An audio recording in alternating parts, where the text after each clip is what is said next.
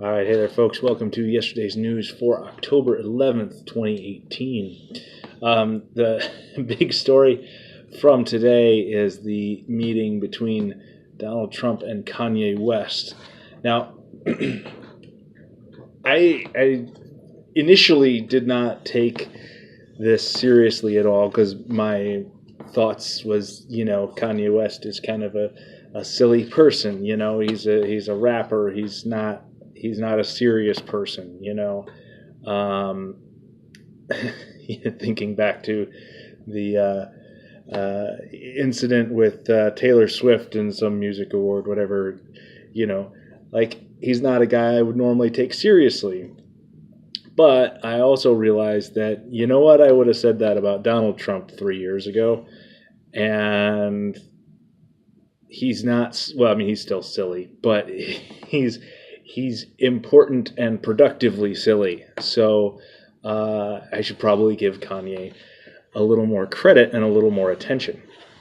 So yeah, they had their little meeting, and none of the stories about it I found really said anything about what they talked about or anything like that.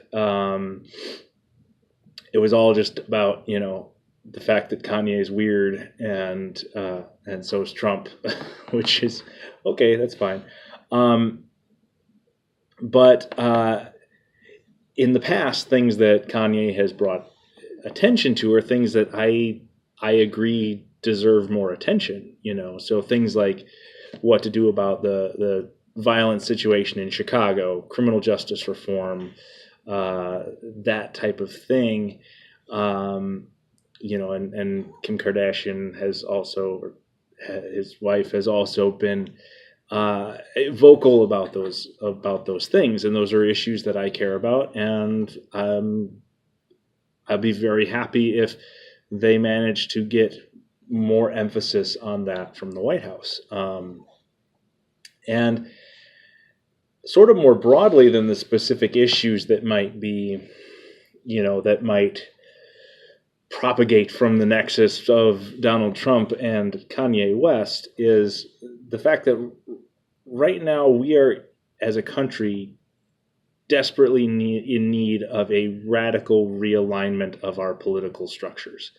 The Democrats and Republicans are not doing it anymore, and they haven't for a long time. The Democrat Party is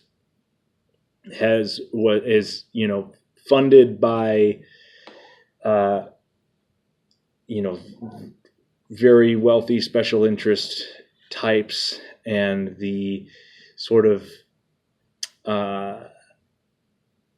energized portion, the outspoken, the thought leaders, the people setting the agenda for the Democrat Party are radical postmodern neo-Marxist types, and that's not okay, because postmodern neo-Marxism is basically just fascism with the labels switched around. So yeah, that's not okay, and we can't have that be half of our government. And the Republicans on the other side are just kind of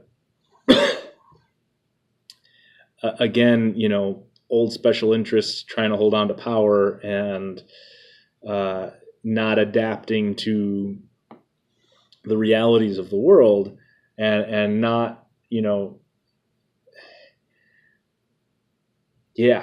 not pursuing any of the actual reforms that they say they're trying to do that get them elected and all that. So I think we are in desperate need of a realignment politically, where we can have an actual, conservative and liberal a conservative party and a liberal party, and all kind of accepting the general libertarian principles that the country was founded on.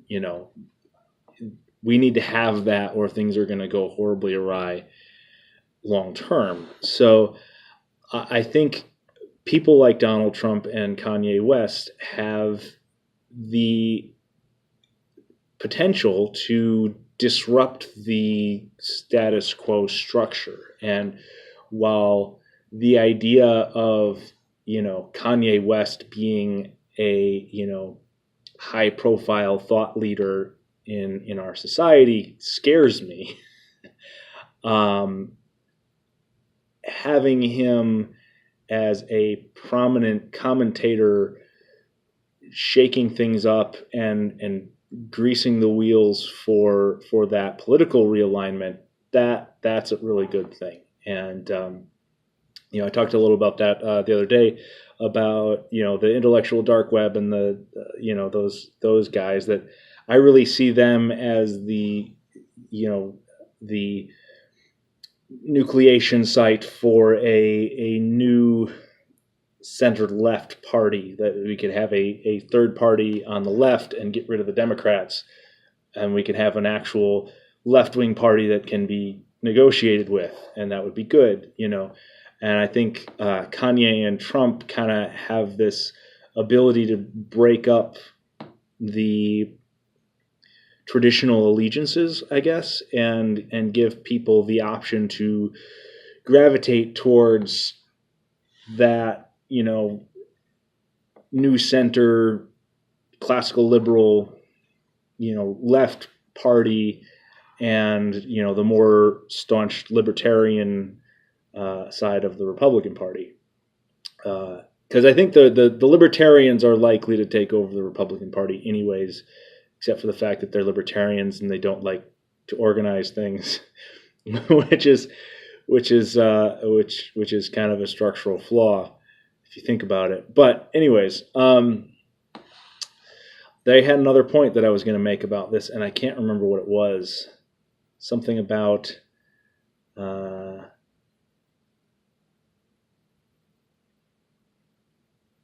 yes, that's what it was. So I'm going to geek out in my material scientist phase here a second. And one of the things so when you have a metal and you deform it, it gets brittle, and then you heat it up to soften it again. And what happens is those distorted crystals, everything recrystallizes, and you form new crystals and new grains. In order for that to happen, at that boundary where the new grain is forming and the old grain is dissolving, you have a quasi-liquid phase that forms, it's only a few atoms deep, so you can't really detect it.